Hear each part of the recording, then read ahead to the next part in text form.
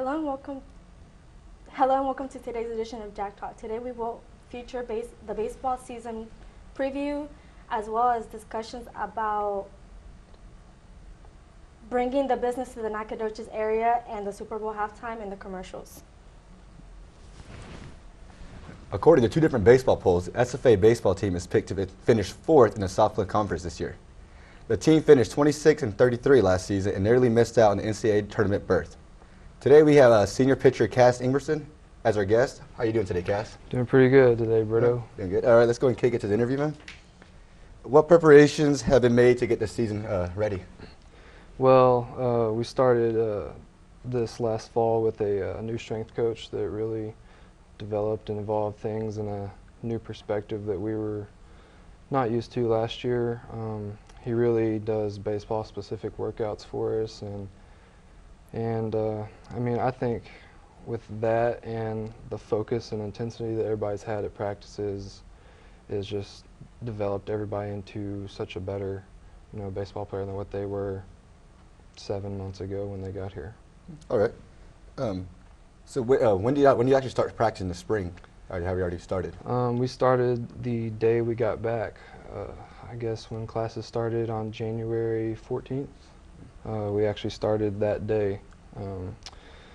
And we've been going every day since. I think we only had one off day since then, and it was this Monday. Really? Yeah. Better. What's your off day? Absolutely nothing. Pretty much, yeah. Pretty much eat and eat. Yeah. So what are the goals for the team this season?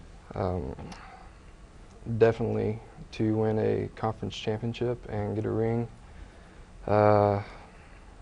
Everyone has, individual goals and whatnot, but as a team, we just want to make a mark, and, we're always ranked as the underdog, and people, they don't believe in us really at the beginning of the season, but I know without a doubt in my mind that if we play to the capability that we are supposed to play, we will win a conference championship this year.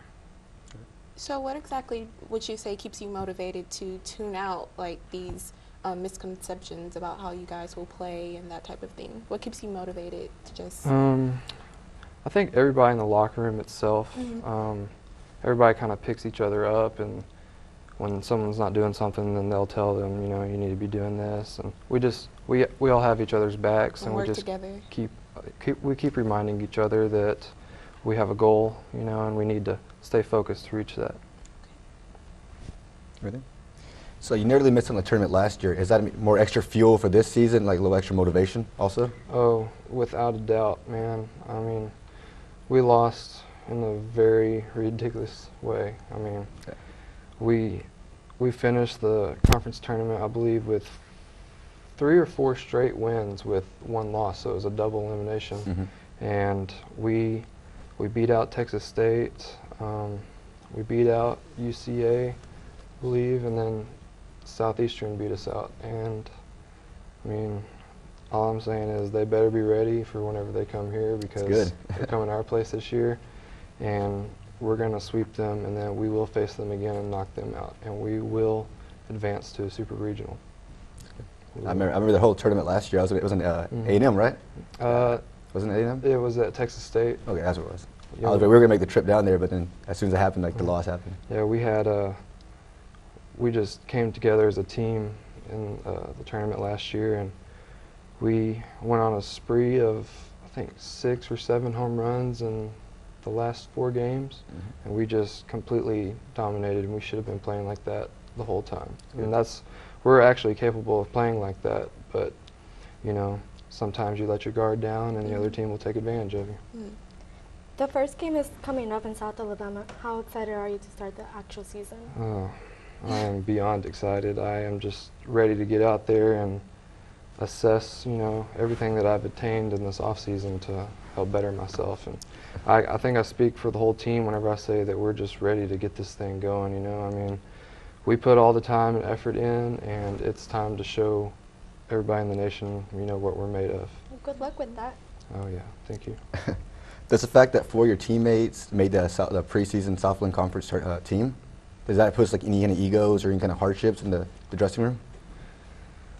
No, I mean, everybody realizes that they made, you know, the preseason teams or whatnot, but in all reality, you know, that's preseason, you know, that's, you don't really know what's going to happen in the future, and they, I mean, we don't really have anybody that has a big ego on the team. Everybody pretty much respects each other's, you know, personalities and space, and we're just, the charisma of this year's team is just so much better than any team I've ever been on. So how exactly would you describe the relationship that you have with your teammates? What's the personality of the overall team? We like to have fun, and whenever the time is needed to be serious, we are so serious. And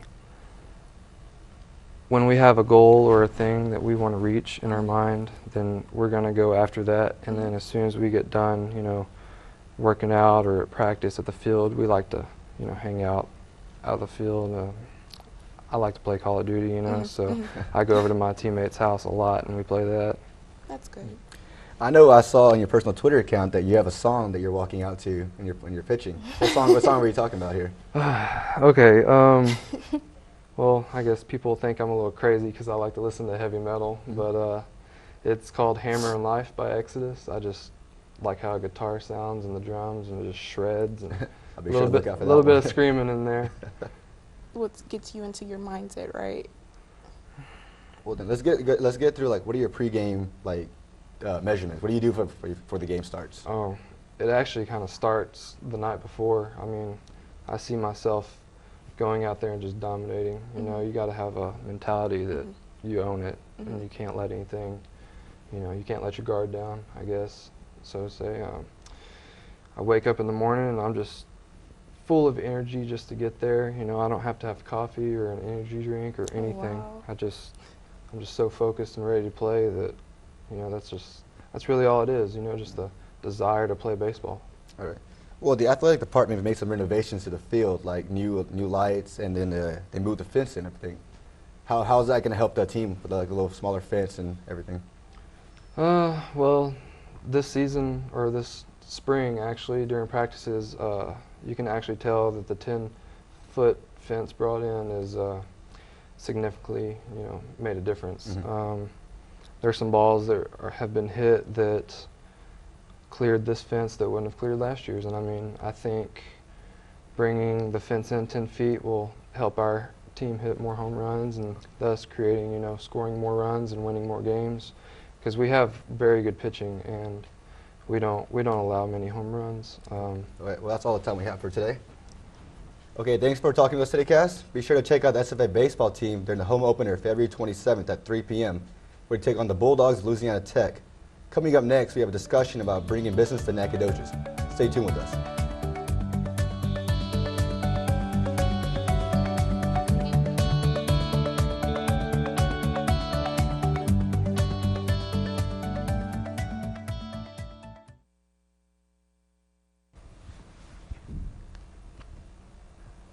Welcome back to Jack Talk. I'm Kara Willis. Here with me today is Ana Gonzalez, Keith Haynes, and Berto Ramirez. As students, we know that North Street has several fast food restaurants and several small businesses on Main Street that have been here for quite a while. In a recent article in the Daily Sentinel, it was announced that more businesses are trying to get their businesses in Nacogdoches. Is this a good idea, though?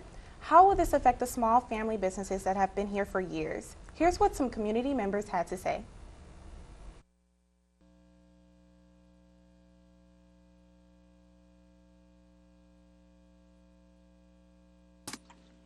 Is there enough business to keep locals and Stephen F. Austin students shopping in Nacogdoches? A current student had this to say. Personally, I think more businesses in Nacogdoches is a really good thing because we are a college town, and the more businesses we get, the more students we get, it'll help our campus grow. I understand that some people want to keep the oldest town in Texas thing, but personally, we just need to keep up and we need to expand. Some local business owners share her views. I think that we need all the new businesses that we can. A lot of people are saying that we just don't have enough diversity, and we don't. We have done studies that show the leakage. Like to Longview and Tyler and Lufkin, of course, you know, that we're losing business that should, and tax dollars that should stay in Nacogdoches because we're not offering a good enough variety. Downtown, we would love to see some more new businesses, you know, wine bars and things that would stay open at night and give us just, you know, more fun things to do. Okay, well, basically, I thought that this situation stood out to me because, you know, I've been here at SFA for 4 years, and I know that, you know, places like Chili's and, you know, some of the small boutique shops, I shop there occasionally, and it's good, but I go to Lufkin, and I see all of these bigger businesses and everything, and I'm like, why can't we have those businesses come here and give us more of a variety and options and that type of thing? So what do you guys think about it? Do you think they should come? Like, more businesses come from, like, other places and, like, I don't know, give more options to students here? I think they should. Agreeing with the girl in the video, I think that a lot of times they don't accept new businesses in because they want to keep it the oldest town in Texas or whatever like that.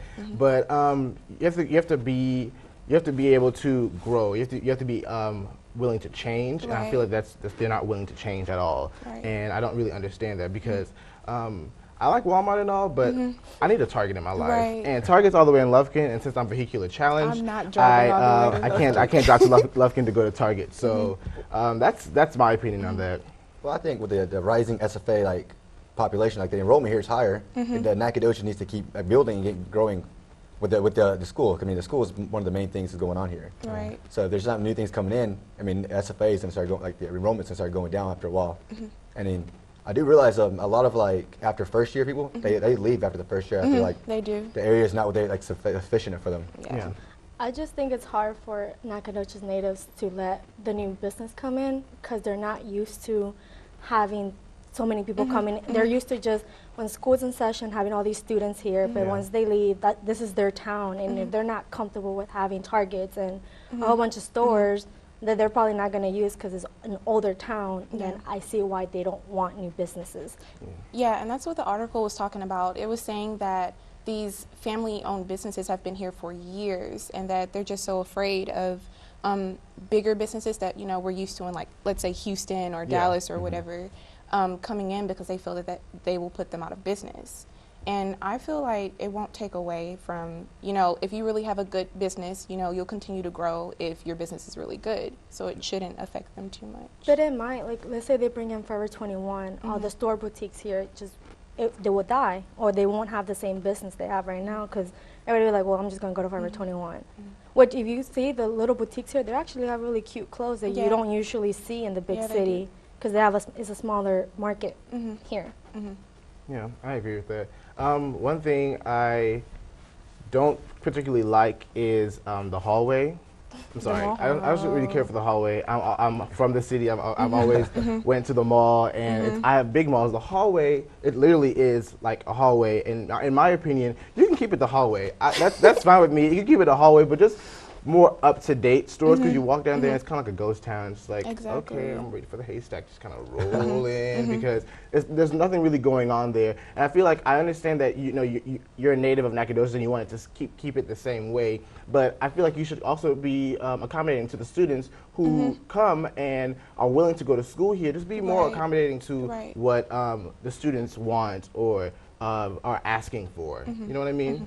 And I feel like, you know, to add to that, I have friends that go to Lufkin every weekend to eat out, to go shopping at the mall, that type of thing. So really and truly, the businesses here, like, they're losing business by people going to Lufkin. If more businesses come, then there's still that, you know, high chance of people still coming into their stores and whatnot.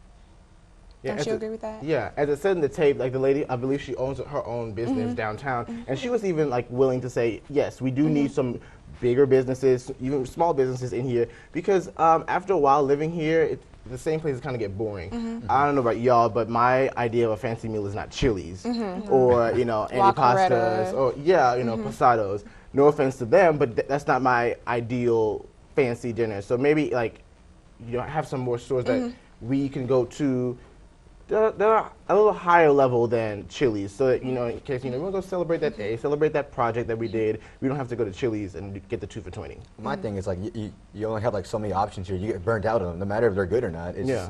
I went there the other day to eat. I already went there. And then you become like a regular, which sometimes you don't want to feel like a regular when you go there. Right. I've also noticed that every time they do have a new business, it dies out under 2 months or a year. It's just, I guess, because we're here for a couple months and then we leave. And then Yeah. Nacogdoches natives do not go to these new establishments. So when we come back, it's like, oh, Fuddruckers gone, cool. There's no place to eat hamburgers now that actually taste good. So Exactly. There's Butcher Boys. Yeah, That place is but- very Butcher nice. Boys, I love that but- place. I mean, what about the students who don't have cars or anything? Like, Yeah. they're only limited to places like Chili's, Cane's, Bueno Taco, things Taco like that. Taco Taco Bueno. Bell. Yeah. I think the only place, referring to what you were saying, the only place that I know of that's relatively new that has been doing well is Chili Fillmore's. I don't know about y'all, but Oh, yeah. I love frozen yogurt. And I was actually scared, like the first winter, like after it came, I think it was the summer it came, that winter I was really scared because I was like, I don't know who eats frozen yogurt during the winter well, time. luckily in I- Texas, we don't have a winter. So True that. You're Luckily right. that. You're definitely right. But I'm glad to see that a small business like that, it's still growing. It's still progressing. Unlike stores like Taboo, Or the frozen goat. yeah. The fish place also has been doing really well. Yeah. It has Yeah. been They doing brought really it well. in and Yeah. it stayed. Because there are no other, like, Cajun food restaurants here. And burritos. And burritos. Burritos have stayed. Like, I feel like we have, like, a plethora of Mexican food restaurants here, We do. but, I would like, we do, but I would like to see, like, other barbecue places here, Yeah. like other hamburger places, like you mentioned, things like that. Give us more variety. Like, there's nothing wrong with Nacogdoches as it is, but, Yeah. something new would be good every once in a while. Definitely It agree. would be. Well, as you can see, there are many different opinions on this matter. Whether it actually happens or not, we will just have to sit and wait and see. Coming up, we have a discussion about the Super Bowl halftime show and the commercials. Stay right here on Jack Talk.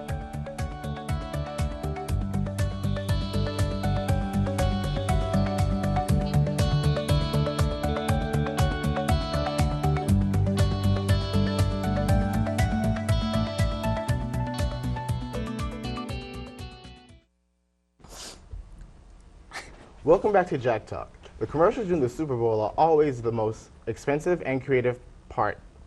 This year was no exception. Also during this year's Super Bowl halftime show, we had the return of the famous Destiny's Child. Let's take a look at what SFA students had to say about the halftime show. I'm a huge fan of Beyonce. I know first name, middle, last. I know where she's from, the reason why she named her child Blue Ivy. I know like what her tattoos mean. So for me, watching the Super Bowl, I was like super excited. I was like screaming and hollering at the TV, clapping my hands, and I really think she did a good job for the Super Bowl. And I really like that she brought out Kelly and Michelle to show that when you make it to the top, you can still remember the people who helped you get to where you were. So I felt like the Beyonce halftime show was okay. I don't feel like it was spectacular. I don't feel like it was the best show ever. I feel like it could have been better. Yeah, had more with it. I expect more from Beyonce than just a slide with you on it and saying some things. She did some old songs. She was good. She killed the dancing though. I didn't kill the dancing, and she killed when Destiny Child came out. That's what it was because Kelly, she did that. As far as like them all together, I feel like they all did good. I just feel like Michelle was a little bit too conservative, so she kind of stiff. She was stiff.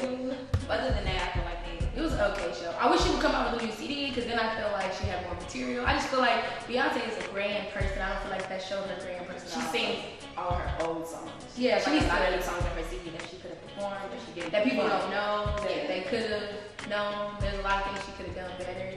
But as an overall thing, it was okay. I think the halftime show was great. Beyonce was gorgeous as usual. I believe that I think it was like it sounded like a tribute or something because she was like playing a whole bunch of her old songs. I really would have wanted her to play some of her new songs from her new album. But it was cool. Got to see all the other people. Was Michelle and Kelly. They were all looking awesome.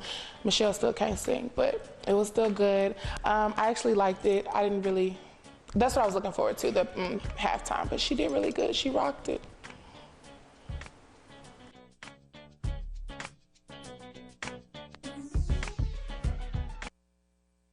Okay, so what did you guys think of the students' opinions? I don't know. I thought it was good. The Super Bowl halftime, it was good. It was a great opening. Beyonce was fierce. Like, I don't know, she blew me away as always. Okay. I can see where the two girls were talking about that she could have done more, just because we were expecting so much from her, and it was just kind of like, oh, you're singing these songs. Right. But she did really good. I do agree that. I thought it was better than last year's, at least. I agree. I'm sorry. Madonna and Nicki Minaj. Let's not talk about it. Let's not talk about it. But I agree to some extent on the video. The two girls in the second part. I agree to some extent. I don't think she could have sang new songs, because if your favorite artist comes and they're doing a concert or doing the Super Bowl show, whatever they're doing, and they sing new songs that you don't know, would you be interested? Like, but you can't sing along. You can't sing along. Exactly. To me, it was a very smart move on her part, because she sang all the songs she's known for. After she broke apart from Destiny's Child, she came out with Crazy in Love. She sang Crazy in Love. She sang Love on Top. The song she sang when she announced she was pregnant, Single Ladies, probably one of the widely known songs as well as videos of all time. And then, my favorite song, End of Time. She sang it, and she did a really good job of bringing them together and just putting on a very good performance. And as they said, Destiny's Child killed it. Killed it. And the dance moves. She brought the dance moves back. Yes. I thought that was really good. Yes. And she was on point with all of it. Yeah. So what was your favorite part of her performance and least favorite part? Least favorite part would have to be Michelle coming out during the Destiny's Child performance. I'm not going to really comment on her singing, but when she popped out, I feel like she didn't bring her part to the table, basically. Yeah. Like, when she jumped out, she looked scared, like she was going to fall and that type of thing. And it threw it off because Beyonce and Kelly, like, they were fierce. Like, fire was in their eyes. I literally could see it. And Michelle was just, I don't know. Michelle looked like, wait, where am I at? Is this a Super Bowl? Exactly. I don't understand. That's actually also my least favorite part. I also didn't really care for that Destiny's Child wasn't on screen for like that long. So they kind of sang one song, did a little bit of Single Ladies, and then she was like, okay, bye, thanks. Yeah, she shushes them off. I didn't like that. Yeah. I didn't like that either. I think she did get a performance, especially from her the inaugural speech or the singing there. I think she did good and did I think she did really good then, at least for like her haters, as you can see. Yeah, she did good. Oh yeah. Okay, well, let's segue from the halftime show and let's talk about, as we said, the most famous part of Super Bowls is the commercials. So I don't know about y'all, but I had a favorite commercial. Doritos always delivers. And it was the Doritos commercial where the little girl's asking her dad to like play with her, and like his friends walk by. And he's like in a dress and he's like dancing. I was like on the floor dying. But what was y'all's favorite commercial? My favorite commercial was the Audi commercial when the kid's going to prom, but he's going to prom by himself, and his dad's like, "Well, here, take the car." He's going, and he just builds new confidence up, and he goes and like kisses the homecoming prom queen, whatever it was. He gets punched, but he's like, he has a black guy driving home, but he has a smile because it brought a new confidence with him. Yeah, I thought that was a good one. My favorite one was the goat with the Doritos, just because I mean Doritos always does good, but the goat was just hilarious. I was on the floor laughing because the whole him screaming because of the Doritos being gone. Yeah. We watched that for my advertising group, and then we watched that commercial 4 or 5 times because that scream. I watch it over and over. It never gets old. Yeah, it never gets old. It never gets old. One commercial that really stood out to me was the Calvin Klein commercial. I'm sorry.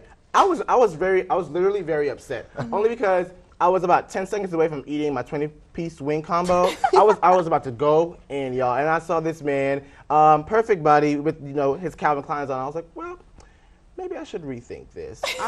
I'm not sure if I want to go ahead and eat these wings. So I didn't eat for like an hour. I had to eat eventually because I got hungry. Yeah, for an hour? maybe it made me feel skinnier. I'm not sure, but I was very self-conscious after that commercial. What are y'all thoughts? What was y'all's like least favorite one? Which one stood out to you guys? Well, the one that stood out to me the most, and the Dodge commercial about I am the farmer, or we are farmers. Yeah. And I was reading about it and everything, and then had I forgot the last name, but it's Paul Harvey. I could be incorrect, but and he had his speech going on with like their film and stuff. I thought that was a great commercial. It was 2 minutes long, kind of dull at times, but it was one of the best commercials out there. Yeah. The one that stood out to me the most was after the Beyonce halftime show, the whole Jeep and the veterans. I mean, I love the veterans, but it wasn't the commercial to play after her performance. It was just kind of like, it made me sad, and I was just like, oh, okay, now I feel like crying. Yeah. It was one thing to get me in my feelings. I'm not a crier, but if you're going to get me in my feelings is when veterans reunite with their families. And I was on a high. I was like, Beyonce just killed it. I was like, let's go. I'm about to tear up these wings. Come out with like I don't know, the Doritos commercial. Yeah, something like Something that. to keep Funny. you I was laughing. like, it just went. I went from like a 10 to like a 2.5, like in a split second. I didn't understand. I was like, okay. I had to walk away because I was like, it was really touching, but it wasn't the commercial to show after. Yeah. Beyonce. It wasn't to show after Beyonce, in my opinion. What do y'all think of the GoDaddy commercial with the awkward like makeout kiss with Bar Raffi and the little nerd? I didn't even get to see that. You didn't get to see that one? That It was No, but I kept hearing about it on my like it was Twitter. like 20 seconds of like awkward making out. It was I Oh, thought it was yeah. too much. I was Yeah. just like, what is this? Just a tad bit too much. Just a tad bit too much. I saw yeah. it when we were at the radio station. Yeah. And Mhm. we They- they saw were- it. they were They were talking talking about it. I Yeah. was just like, this is really inappropriate. Yeah, he was like a nerd, and they compared the girl to like exotic dancer or something like that, and I was like, this is kind of awkward. But I saw the commercial, and it was just 20 seconds We of were just kissing. watching it, but it was silence like coming with us. Like, what are we watching here? Yeah. It was really gross. Yeah. I know Twitter whole was going tongue action crazy Yeah. with like all the comments about what was going on and everything. I was Yeah. really shocked. Favorites would have to be, let's see. The way Destiny's Child popped up with them harmonies was rather epic. Pound Super Bowl halftime. Let's see. Kara, I hate to cut you off, but I think that's all the time That's all the time we have. we have today. That's I think we fine. can all say whether we're talking about the commercial, the halftime show, or the game, the Super Bowl. This year was definitely exciting. That's all the time we have for today's edition of Jack Talk. Join us again next time.